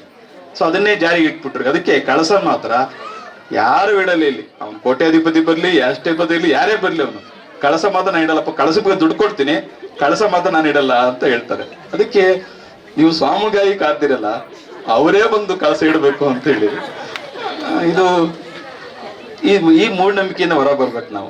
ಕಳಸಾರೋಹಣಕ್ಕೆ ಯಾರಾದ್ರೂ ನಿಮ್ಮಲ್ಲಿ ಪೂಜಾರಿನೋ ಅಥವಾ ಈ ಭಾಗದ ಮುಖ್ಯಸ್ಥರು ಯಾರಾದ್ರೂ ಶುಚಿರ್ಭೂತರಾಗಿ ತಾಯಿ ಶಿಖರಕ್ಕೆ ಕಳಸ ಇಟ್ರೆ ತಾಯಿ ಸಾವು ಕೊಡ್ತಾಳೆ ಏನು? ಇಲ್ಲ, ಯಾವುದೇ ಕಾರಣಕ್ಕೆ ಆ ರೀತಿ ಆಗೋದಿಲ್ಲ. ಆದ್ರೂ ಹಂಪಾಪುರದವರು ಇಲ್ಲ ಕಳಸನ ಸ್ವಾಮಿಗಳೇ ಇಡಬೇಕು ಅಂತ ಹೇಳಿ ಇಷ್ಟು ಹೊತ್ತು ಬಹಳ ಸುದೀರ್ಘವಾಗಿ ಕಾದು ಕಳಸಾರೋಹಣ ಮಾಡ್ಬೇಕಾಗಿ ಅಂತೇಳಿ ತುಂಬಾ ಸಂತೋಷ. ಕಳಸಾರೋಹಣ ಮಾಡೋಣ. ಈಗಾಗಲೇ ಎಲ್ಲರೂ ಕೂಡ ಮಾತನಾಡಿದ್ದಾರೆ, ಎಲ್ಲರೂ ಮಾತನ್ನ ಕೇಳಿದ್ರೆ ನಾನು ಇಷ್ಟನ್ನೇ ಹೇಳೋದಕ್ಕೆ ಬಯಸ್ತೀನಿ. ಇವತ್ತು ಯಾವುದೇ ಸಮುದಾಯ ಬೆಳವಣಿಗೆ ಆಗ್ಬೇಕು ಅಂತ ಹೇಳಿದ್ರೆ ಶಿಕ್ಷಣ ಬಹಳ ಮುಖ್ಯ, ಸಂಘಟನೆ ಬಹಳ ಮುಖ್ಯ. ಸಂಘಟನೆ ಮತ್ತು ಶಿಕ್ಷಣ ಯಾವ ಸಮಾಜಕ್ಕಿಲ್ಲ ಆ ಸಮಾಜ ಬೆಳವಣಿಗೆ ಆಗಲು ಸಾಧ್ಯ ಇಲ್ಲ ಹಾಗೆ ಅಂತೇಳಿ. ಇವತ್ತು ರೇವಣ್ಣವ್ರು ಎಷ್ಟು ಮಾತನಾಡ್ತಾರೆ ಅಂತ ಶಿಕ್ಷಣ ಪಡ್ಕೊಂಡಿದ್ದಾರೆ. ಇವತ್ತು ಮಹೇಶ್ ಅವರಿಷ್ಟು ಅವರು ಮಾತನಾಡ್ತಾರೆ, ಅವರು ಒಂದು ಉನ್ನತ ಹುದ್ದೆಗೆ ಅಲಂಕರಿಸಿದ್ದಾರೆ ಅಂತ ಹೇಳಿದ್ರೆ ಅವ್ರು ಪಡೆದಂತ ಶಿಕ್ಷಣ ಹಾಗೆ ಅಂತೇಳಿ. ಅದರಿಂದ ಹಂಪಾಪುರದ ಎಲ್ಲ ಗ್ರಾಮಸ್ಥರು, ಇಲ್ಲಿ ಬಂದಿರುವಂತಹ ಸಮಾಜದ ಮುಖಂಡರುಗಳು, ನಿಮ್ಮ ಮಕ್ಕಳಿಗೆ ಉತ್ತಮವಾದಂತ ಶಿಕ್ಷಣ ಕೊಡಿ, ಅವರಿಗೆ IAS ಮಾಡಿಸ್ರಿ, KAS ಮಾಡಿಸ್ರಿ. ನೋಡಿ, ಮೊನ್ನೆ ತಾನೇ ಮಹಾರಾಷ್ಟ್ರದ ಒಬ್ಬ ಹುಡುಗ 35-40 ಕುರಿ ಕಾಯುವನು, ಇವತ್ತು IPS ಅಧಿಕಾರಿ. ಅದರಿಂದ ಯಾರಿಗೆ ನಮ್ಮಲ್ಲಿ ಏನ್ ಭಾವನೆ ಅಂತ ಹೇಳಿದ್ರೆ ಪೊಲೀಸ್ ಮಗ ಪೊಲೀಸ್ ಆಗ್ತಾನೆ, ಲೆಕ್ಚರರ್ ಮಗ ಲೆಕ್ಚರ್ ಆಗ್ತಾನೆ, DC ಮಗ DC ಆಗ್ತಾನೆ ಅಂತ ಹೇಳಿ ಅಂದ್ಕೊಂಡ್ಬಿಟ್ಟಿದ್ದಾರೆ. ಹಾಗೇನಿಲ್ಲ. ಇವತ್ತು ರೇವಣ್ಣರ ತಂದೆ ಏನು ದೊಡ್ಡ ರಾಜಕಾರಣಿನೇ, ಸಿದ್ದರಾಮಯ್ಯರ ತಂದೆ ದೊಡ್ಡ ರಾಜಕಾರಣಿನೇ, ಜೀಪ್ ಡ್ರೈವರ್ ಅವರು. ಆದ್ರೆ ರೇವಣ್ಣ ರೇವಣ್ಣವರು ಸಾಧನೆ ಮಾಡಿ, ಹೋರಾಟ ಮಾಡಿ, ಸಂಘಟನೆ ಮಾಡಿ, ಪಕ್ಷದ ದುಡಿದು ಇವತ್ತವರು ಮಾಜಿ ಸಚಿವರಾಗಿ ಕೆಲಸ ಮಾಡುವಂತ, ಸಚಿವರಾಗಿ ಕೆಲಸ ಮಾಡುವ ಅನೇಕ ಕೆಲಸ ಕಾರ್ಯಗಳನ್ನ ಈ ನಾಡಿಗೋಸ್ಕರ ಮಾಡಿರುವಂತದ್ದು. ಸೊ ಅದರಿಂದ ನಿಮ್ಮೆಲ್ಲ ಮಕ್ಕಳಿಗೆ ನಾನು ಇಷ್ಟೇ ವಿನಂತಿ ಮಾಡ್ಕೊಳ್ತೀನಿ, ನಿಮ್ಮ ಮಕ್ಕಳು ಏನೇನು ಓದ್ತಾರೆ, ಅದರಲ್ಲೂ ಹೆಣ್ಣು ಮಕ್ಕಳನ್ನ, ಇವತ್ತು ತಾಯಿ ಕಾರ್ಯಕ್ರಮ ಆದ್ರಿಂದ ಹೆಣ್ಣು ಮಕ್ಕಳಿಗೆ ನೀವು ಶಿಕ್ಷಣ ಕೊಡಿ. ಆಕೆಗೆ 18 ತುಂಬಿದ ತಕ್ಷಣನೇ ಮದುವೆ ಮಾಡಬೇಡಿ, ಬಹಳ ಬೇಗ ಮದುವೆ ಮಾಡಿ, ಬಹಳ ಬೇಗ ನಮ್ಮಲ್ಲಿ ಬಹಳ ಬೇಗ ಮದುವೆ ಮಾಡ್ತೀರಾ. 18 ತುಂಬಿದ ತಕ್ಷಣ ಮದುವೆ ಮಾಡ್ಬಿಡೋದತ್ಲಾಗೆ. ಸೊ ಆಕೆಗೆ ಓದಿಸಿ ಚೆನ್ನಾಗಿ, ಆಕೆಗೆ ಶಿಕ್ಷಣ ಕೊಡಿ, ಉದ್ಯೋಗ ಕೊಡಿಸ್ರಿ, ಆಮೇಲೆ ಆಕೆಗೆ ಮದುವೆ ಮಾಡಿಸ್ರಿ. ನೀವು ಬ್ರಾಹ್ಮಣರಲ್ಲಿ ನೋಡಿ ಕಲಿಬೇಕು ನೀವು. ಅವ್ರು 21 ವರ್ಷ ಆದ್ರೂ ಮದುವೆ ಮಾಡಲ್ಲ ಹೆಣ್ಮಕ್ಳಿಗೆ, 22 ಆದ್ರೂ ಮದುವೆ ಮಾಡಲ್ಲ, 23 ಮದುವೆ ಮಾಡಲ್ಲ ಅವರು. ಹಂಗೇನಾದ್ರು ನಮ್ಮಲ್ಲಿ 22, 23 ಏನಾದ್ರು ಮದುವೆ ಮಾಡಿದ್ರೆ ಮನೆ ಇಟ್ಕೊಂಡ್ರೆ ಪಕ್ಕದ ಮನೆಯವರು ಮಾತಾಡ್ತಾರೆ, ಯಾಕೋ ಮದುವೆ ಆಗಿಲ್ಲ, ಯಾಕೋ ಮದುವೆ ಆಗಿಲ್ಲ, ನೀವೇ ಹೇಳಕ್ ಶುರು ಮಾಡ್ಬಿಡ್ತೀರ. ಸೊ ಅದರಿಂದ ಶಿಕ್ಷಣ ಬಹಳ ಮುಖ್ಯ. ಶಿಕ್ಷಣ ಕೊಟ್ಟು ಉದ್ಯೋಗ ಕೊಡಿಸಿ ಅವರಿಗೆ ನೀವು ವಿವಾಹ ಮಾಡಿದರೆ ಅವ್ರ ಕುಟುಂಬ ಒಂದು ವಿಶೇಷವಾಗಿ ನಡ್ಕೊಂಡು ಹೋಗ್ತಾರೆ ಅನ್ನೋ ಅಂತ ಮಾತನ್ನ ಅಷ್ಟೇ ಸಂದರ್ಭದಲ್ಲಿ ಹೇಳಿ, ಬಹಳಷ್ಟು ಮಾತನಾಡ್ಬೇಕು ಅಂತೇಳಿ ಬಂದೆ ನಾನು. ಬಹಳಷ್ಟು ಮಾತನಾಡ ಅಂತೇಳಿ. ಆಮೇಲೆ ಎಲ್ಲ ಆ ಕಡೆ ಇದ್ದಾರೆ, ಮನೆದ್ರು ಹಂಗೆ ಆಯ್ತು, ಅಕ್ಕಪಕ್ಕ ಮಾಡ್ಬಿಟ್ಟವ್ರೆ. ಒಂದ್ ಕಡೆ ಈ ಕಾರ್ಯಕ್ರಮ, ಒಂದ್ ಕಡೆ ಊಟದ ಕಾರ್ಯಕ್ರಮ. ನಾವೊಂದು ಬಹಳ ಉಪಾಯ ಮಾಡಿದ್ವಿ. ಏನ್ ಮಾಡಿದ್ವಿ ಅಂತ ಹೇಳಿದ್ರೆ, ಎಲ್ಲ ಅಲ್ಲಿ ಕೂತಿದ್ರಲ್ಲ ಎಲೆ ಹಾಕ್ಸಿ ಊಟಕ್ಕೆ ಬಡಿಸ್ಬೇಡಿ ಅಂತ ಹೇಳಿದ್ವಿ. ಆಮೇಲೆ ಅವ್ರನ್ನೆಲ್ಲ ನಮ್ ಕಡೆ ನೋಡಿದ್ರು, ಮೈಕಲ್ಲಿ ಆ ಕಡೆ ತಿರ್ಸಿದ್ವಿ, ನೀವು ಅಲ್ಲೇ ಕೂತ್ಕೊಂಡು ಭಾಷಣ ಕೇಳಿ ಆಮೇಲೆ ಊಟ ಮಾಡಿ ಅಂತೇಳಿ. ಅವ್ರಿಗೆ ನಂಗೆ ಆಗಿರ್ಬೇಡ, ನಾವು ಒಂದು 20 ನಿಮಿಷದಲ್ಲಿ ಮುಗಿಸಿದ್ಲಾಗ ಮತ್ತೆ ಅವ್ರು ಬೇಜಾರಾಗೋದು ಬೇಡ ಅಂತೇಳಿ. ಸೊ ಅದರಿಂದ ಮುಂದಿನ ದಿನಮಾನಗಳಲ್ಲಿ ವೇದಿಕೆ ಕಾರ್ಯಕ್ರಮಗಳನ್ನ ಅತಿ ಹೆಚ್ಚು ಸದ್ಬಳಕೆ ಮಾಡ್ಕೊಂಡು ಇನ್ನೂ ಜನ ಕೂತ್ಕೊಳ್ಳಿ, ಮಾತನಾಡ್ಲಿ. ಅನೇಕ ನಿಮ್ಮ ಊರಿನಲ್ಲಿ ಅನೇಕ ಪ್ರತಿಭೆಗಳಿದಾವೆ, ಆ ಪ್ರತಿಭೆಗಳನ್ನ ಗೌರವಿಸ್ರಿ, ಅವ್ರಿಗೆ ಮಾತನಾಡೋಕೆ ಅವಕಾಶ ಮಾಡ್ಕೊಡಿ, ಹಾಡು ಹೇಳೋಕೆ ಅವಕಾಶ ಮಾಡ್ಕೊಡಿ. ಹೆಣ್ಮಕ್ಳು ಹಾಡ್ತಾರೆ. ಈ ರೀತಿ ಒಂದು ವೇದಿಕೆಗಳನ್ನ ನಾವು, ಯಾಕೆಂದ್ರೆ ನಿಮ್ಮನ್ನ ಯಾರೋ ವೇದಿಕೆ ಕರೆದು ನಿಮ್ಮನ್ನ ಯಾರು ಬೆಳೀಲಿ ಅಂತ ಯಾರು ಮಾಡೋದಿಲ್ಲ. ನೀವೊಂದು ಅರ್ಥ ಮಾಡ್ಕೊಳ್ಳಿ, ಹೇಳ್ತೀನಿ ನಿಮ್ಗೆ. ಯಾವುದೇ ಸಮುದಾಯ ಬೆಳವಣಿಗೆ ಆಗ್ಬೇಕು ಅಂತ ಹೇಳಿದ್ರೆ ನೀವೇ ವೇದಿಕೆ ಮಾಡ್ಕೊಳ್ಬೇಕು, ನಿಮ್ಮ ವೇದಿಕೆಯಲ್ಲಿ ನೀವೇ ಕೂತ್ಕೊಳ್ಬೇಕು, ನೀವೇ ಮಾತನಾಡ್ಬೇಕು, ನೀವೇ ಬೆಳಿಬೇಕು. ಇದಕ್ಕೆ ಬೇರೆ ಯಾರು ಕೂಡ ಬೆಳೆಸೋದಕ್ಕೆ ಅವಕಾಶ ಮಾಡ್ಕೊಂಡಿದ್ರು ಅಂತ ಮಾತನ್ನ ನಿಮಗೆ ಸೂಚ್ಯವಾಗಿ ಹೇಳಿ, ಹಂಪಾಪುರದಲ್ಲಿ ಬಹಳ ತಡವಾಗಿ ಬಂದಂತ ಸ್ವಾಮಿಗಳನ್ನ ಸ್ವಾಗತ ಮಾಡ್ಕೊಂಡಿದ್ದಾರೆ. ಯಾಕೆಂದ್ರೆ ಈ ರಾಜಕಾರಣಿಗಳನ್ನ, MLA ಸ್ವಾಗತ ಮಾಡ್ಕೊಳಕ್ಕೆ ಬಹಳ ಜನ ಇರ್ತಾರೆ. ಯಾಕೆಂದ್ರೆ MLA ಅಲ್ವಾ, MLA MP ಇಲ್ಲ. ಸ್ವಾಮಿಗಳಿಗಾಗಿ ಕಾಯೋ ಜನ ಹಂಪಾಪುರದಲ್ಲಿ ಇದಾರೆ ಅಂತ ಗೊತ್ತಾಯ್ತು ನಮ್ಗೆ. ಸ್ವಾಮಿಗಳಿಗಾಗಿ ಕಾಯೋ ಜನ ಇದಾರಲ್ಲ, ಕಳಸಾರೋಣ ಲೇಟ್ ಆಗಿ ಬಂದ್ರು ಪರವಾಗಿಲ್ಲ, ನೀವೇ ಕಳಸ ಇಡಬೇಕು ಅಂತ ಹೇಳಿ ಇಷ್ಟೊತ್ತು ಕಾದು ಈ ಒಂದು ಕಾರ್ಯಕ್ರಮದಲ್ಲಿ ಎಲ್ಲರೂ ಕೂಡ ಭಾಗಿಯಾಗಿದ್ದೀರಾ. 80 ಒಕ್ಕಲಿರುವಂತ ಈ ಒಂದು ಬುಡಕಟ್ಟಿನ ಅಮ್ಮನವರು ಕೆಸಂತೆ ಲಕ್ಕಮ್ಮನ ಪ್ರತಿರೂಪವಾಗಿ ಈ ತಾಯಿಲಿ ನೆಲೆಸಿರುವಂತಹ ಒಂದು ಸನ್ನಿವೇಶ. ನಿಮ್ಮೆಲ್ಲರೂ ಕೂಡ ತಾಯಿಯ ಕೃಪೆ ನಿಮ್ಮೆಲ್ಲರ ಮೇಲೆ ಇರಲಿ. ನಿಮಗೂ ಕೂಡ ಸದಾಕಾಲ ಆ ಹಂಪಾಪುರದ ಮೇಲೆ, ಆ 80 ಒಕ್ಕಳ ಮೇಲೆ ಸದಾಕಾಲ ತಾಯಿಯ ಅನುಗ್ರಹ ಸದಾಕಾಲ ನಿಮ್ಮ ಪಾಲ್ಗಿರ್ಲಿ ಅನ್ನುವಂಥ ಮಾತನ್ನು ಅಷ್ಟೇ ಸಂದರ್ಭದಲ್ಲಿ ಹೇಳಿ ನಿಮ್ಮೆಲ್ಲರಿಗೂ ಶುಭ ಕೋರಿ ನನ್ನ 2 ಮಾತು ಮುಗಿಸ್ತೀನಿ. ನಮಸ್ಕಾರ. ಕಂಡಿರಲಿಲ್ಲ, ಇಂಥ ಒಂದು ಕಾರ್ಯಕ್ರಮ ಆಗುತ್ತೆ ಅಂತ ನಂಬಿರಲಿಲ್ಲ. ಇವತ್ತು ಬುದ್ಧಿಗಳು ಬಂದು ಈಗ ಅಂದ್ರೆ ಮೂಢನಂಬಿಕೆಯಿಂದ ಹೊರಗಡೆ ಬರಬೇಕು, ಹಾಗೂ ಅಂಬೇಡ್ಕರ್ ಅವರ ತತ್ವ ಸಿದ್ಧಾಂತದಂತ ಮಾತುಗಳನ್ನ ಅಂದ್ರೆ ವಿದ್ಯೆ ಮತ್ತು ಸಂಘಟನೆ ಮುಖಾಂತರವಾಗಿ ಸಮಾಜ ಕಟ್ಟುವಂತ ಕೆಲಸದ ನುಡಿಯನ್ನು ಹೇಳಿ ಆಶೀರ್ವಚನ ನೀಡುವಂತ. ಯಾಕೆಂದ್ರೆ ಇಂಥ ವಿಚಾರವನ್ನ ಇಡೀ ಗ್ರಾಮ ಸದ್ಬಳಕೆ ಮಾಡ್ಕೊಳ್ಬೇಕು. ಇಲ್ಲಿ ಬಂದಿರ್ತಕ್ಕಂಥ ಎಲ್ಲ ಭಕ್ತಾದಿಗಳು ಕೂಡ ಸದ್ಬಳಕೆಯನ್ನ ಮಾಡ್ಕೊಬೇಕಾಗಿದೆ. ನಮ್ಮೆಲ್ಲರ ಭಾಗ್ಯ ನೋಡಿ, ಒಂದು ಸ್ವಾಮೀಜಿ ಅವರು ಹೇಳಿದ್ರು ಕಳಸ ಇಡುವ ಮೂಢನಂಬಿಕೆಯಿಂದ ಹೊರಗಡೆ ಬರಬೇಕು ಅಂತ. ಆಗ ಅದೇ ವಿಚಾರದಲ್ಲಿ ಸ್ವಾಮೀಜಿ ಬುದ್ಧಿಯವರು ಕೂಡ ಹೊರಗಡೆ ಬಂದಿದ್ದಾರೆ. ಇವತ್ತು ಇತಿಹಾಸದಲ್ಲಿ ಕರ್ನಾಟಕದ ಮುಖ್ಯಮಂತ್ರಿಗಳಲ್ಲಿ ಚಾಮರಾಜನಗರಕ್ಕೆ ಹೋದಂತವರೆಲ್ಲರೂ ಅಧಿಕಾರ ಕಳೆದಿದ್ದಾರೆ ಅಂತ ಹೇಳಿ ಚಾಮರಾಜನಗರಕ್ಕೆ ಹೋಗೋದನ್ನ ಬಿಡ್ತಾ ಇದ್ರು. ಆದ್ರೆ ನಮ್ಮೆಲ್ಲರ ದಕ್ಷ ಪ್ರಾಮಾಣಿಕ ನಾಯಕರಾಗಿ ಮುಖ್ಯಮಂತ್ರಿಗಳು ಸಿದ್ದರಾಮಯ್ಯನವರು ಎಷ್ಟು ಬಾರಿ ಹೋದ್ರು ಅಂತಲೂ ಗೊತ್ತಿಲ್ಲ, ಆದ್ರೆ ಅಧಿಕಾರ ಕಳ್ಕೊಂಡಿಲ್ಲ.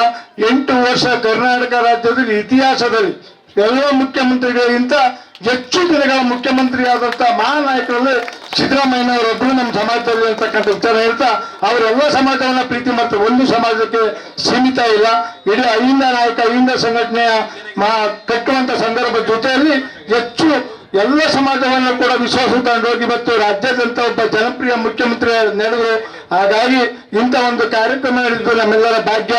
ಈಗ ಅಭಿನಂದಿಸಿ ಸ್ವಾಮೀಜಿಯವರು, ನಮ್ಮ ನಾಯಕರಾಗಿರ್ತಕ್ಕಂಥ ರೇವಣ್ಣ ಸಾಹೇಬರು ಮತ್ತೆ ಮಹೇಶಣ್ಣ ವ್ಯಕ್ತಿ ಮೇಲೆ ಇರ್ತಕ್ಕಂಥವ್ರು ಹೋಗಿ, ಏಕೆಂದ್ರೆ ಎತ್ತರವಾಗಿರ್ತಕ್ಕಂಥದ್ರಲ್ಲಿ ಏಣಿಯನ್ನ ಮಾಡಿಸಿದ್ದೇವೆ, ಅಲ್ಲಿ ಕಳಸಾರೋಹಣ ಮಾಡಲಿದ್ದಾರೆ, ದೇವಸ್ಥಾನದಲ್ಲಿ ಪೂಜೆ ಮಾಡಿ ಕಳಸಾರೋಹಣ ಮಾಡಲಿದ್ದಾರೆ. ಹಾಗಾಗಿ ಈಗ ಅಭಿನಂದಿಸುವಂತ ಕಾರ್ಯಕ್ರಮವನ್ನ ನಮ್ಮ ಎಲ್ಲ ಅಣ್ಣ ತಮ್ಮಂದಿ ಮಾಡಿ ಅಂತ ಕೋರ್ತಾ ಇದ್ದೀನಿ. ಬಂಧುಗಳು ಇದೆ ಅಂದ್ರೆ ಕೋಲಾರ, ನೀವು ಒಂದಿಕ್ಕು ಅದೊಂದಿಕ್ಕು. ಸಂಜೆ ಕೋಲಾರಕ್ಕೆ ಹೋಗಿ ನಮ್ಮಲ್ಲಿ ಕುರುಬರಲ್ಲಿ ಒಂದೊಂದು ಭಾಗದಲ್ಲಿ ಒಂದೊಂದು ರೀತಿಯ ಆಚರಣೆಗಳಿದ್ರೆ, ಇಲ್ಲಿ ದೊಡ್ಡ ದೇವರ ಜಾತ್ರೆ ಅಂದ್ರೆ ಇಡೀ ಕುಟುಂಬಗಳು ಒಂದೊಂದು ಇದನ್ನ ಕುಟೀರ ಹಾಕ್ಕೊಂಡು ಅವ್ರ ಅಕ್ಕ ತಂಗಿದನ್ನೆಲ್ಲ ಕರೆಸಿ ಅವತ್ತು ಬಾಗಿನ ಕೊಡ್ತಾರೆ ಅಂತ ದೊಡ್ಡ ಕಾರ್ಯಕ್ರಮವನ್ನು ಮುಳುಬಾಗ್ಲಲ್ಲಿ ಮುಗಿಸಿ ಇಲ್ಲಿಗೆ ಬಂದಿದ್ದಾರೆ ಅಂದರೆ ಇದು ಎರಡು ದಿಕ್ಕು ತದ್ವಿರುದ್ಧ ದಿಕ್ಕು.